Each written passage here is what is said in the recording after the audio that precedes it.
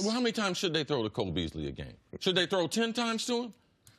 I mean, let's not lose perspective on who you are. You mentioned the raw truth. Raw truth. Hey, there ain't no truth to this. Cole Beasley has not been a priority because he hadn't been good enough.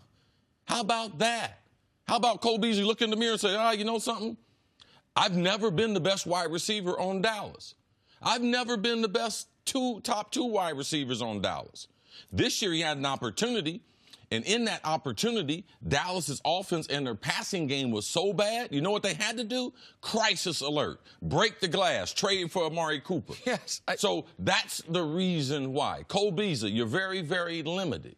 You're not a special teams player. You are only a slot receiver. You are not a deep threat. You are not a burner, okay? You are a possession slot receiver playing for the Dallas Cowboys, who are challenged to throw the ball above 30 times because their recipe for success has been throwing the ball to you 2 to 4 times. That's when the Cowboys are successful. So thinking he would have more opportunities, this is a trait for wide receivers. If you're a 4, you swear up and down you should be a 3. If you're a 3, oh, man, I'm so good. These people holding me back. That's the reason why I'm not a number 2. If you're a number 2, oh, I want number 1 money. All these receivers, typically, they get a rude awakening when they try to step up to that responsibility. It's no different than in life. People always think, I should get more. Oh, everyone's holding me back. A lot of times people should look them damn selves in the mirror and realize that's the problem. It happens to be me, and I'm not that good.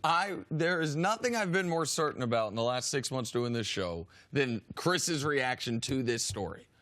Chris, what is the personality trait amongst people that irks you the most? A lack of what?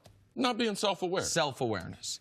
Colby, what team in this league, now the CFL may be different, but in the NFL, what team going to give Cole Beasley more than 90 targets? Because that's what he got with Dallas. He got 90 targets. Jacksonville. Right, maybe. Do you know how fortunate he was? He was on Dallas this year. That because Allen Hurns didn't step up, because they got rid of Des Bryant, Jason Witten retired, for the first 8 weeks of the year, he was the featured part of their offense. And he finished the year with his second best season ever. 65 catches, 670 yards, 3 touchdowns. Those are his second best career numbers across the board in every category. What team is desperately in need of the 11th best slot receiver in football? Because that's his ceiling right now. He is, even by slot receiver standards, he's small. Yeah. He's not incredibly fast. He has good hands, but not like, oh my God, those are the best hands in the league. I just don't know. And this is where it's one thing to be have a lack of self-awareness. It's another thing those statements to me were somewhat delusional.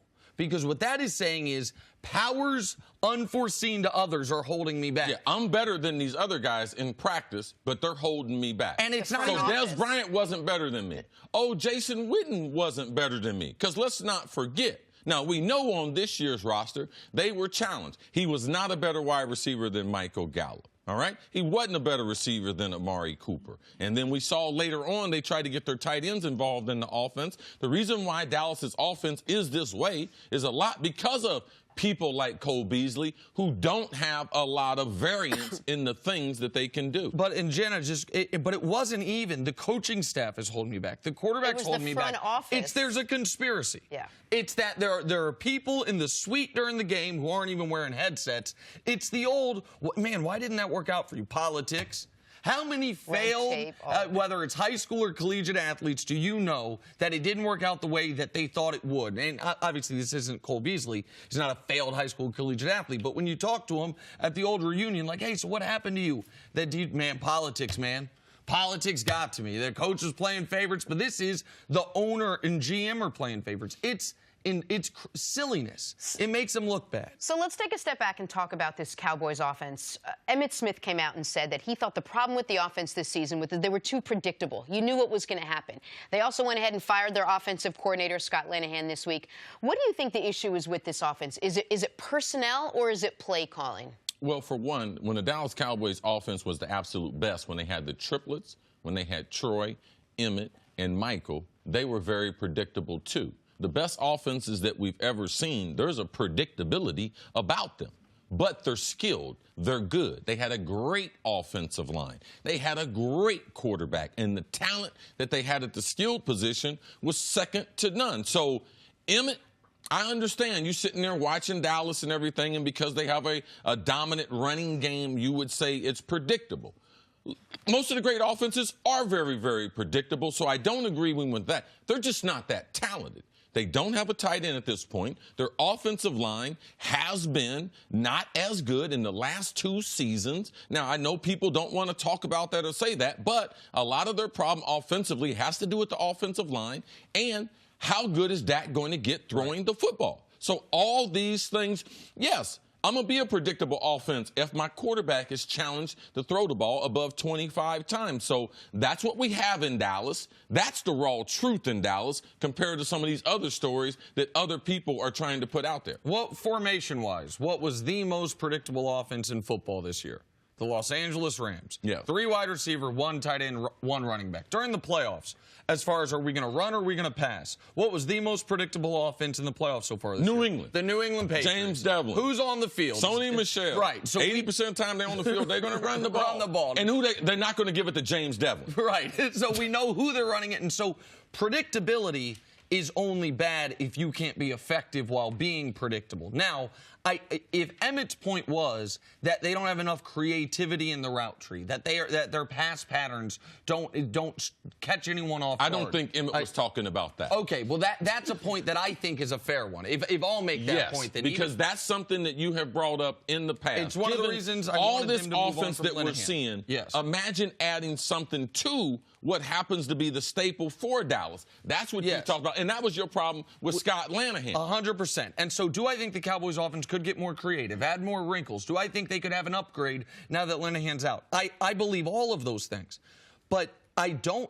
But the personnel issue is a real one, and the question about we have all this money spent on our offensive line, it can't be the 8th. A lot of teams would love to have the 8th best offensive line in football. But when you got the most expensive, you need to have one of the 2 or 3 best in the league.